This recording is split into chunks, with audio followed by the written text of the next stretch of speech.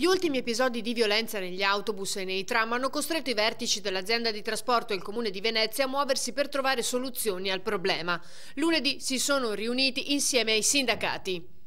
Dobbiamo fare attenzione certamente a non creare allarmismo, ma di certo vanno prese delle contromisure per attivare al più presto delle attività preventive che garantiscono sia l'incolumità degli operatori, quindi autisti e agenti accertatori, piuttosto che degli ospiti che salgono a bordo degli autobus, quindi gli utenti.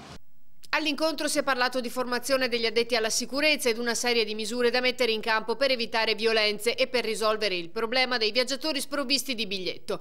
Per il momento un progetto che è in fase embrionale. Un primo provvedimento invece è già stato preso, quello di inserire guardie giurate nelle corse considerate più a rischio a partire da dicembre. È un progetto pilota che è partito appunto quest'estate con degli operatori in Piazzale Roma, proprio come attività atta a controllare le strutture AVM in particolare.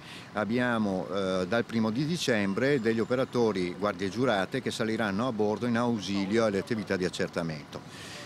Sono oggetto di valutazione in questo periodo e anche quindi di studio tutta una serie di statistiche e di ipotesi da avviare per concretizzarsi poi in attività ancora più incisive affinché tutti questi episodi debbano veramente cessare e riportare ordine e regole sul nostro territorio.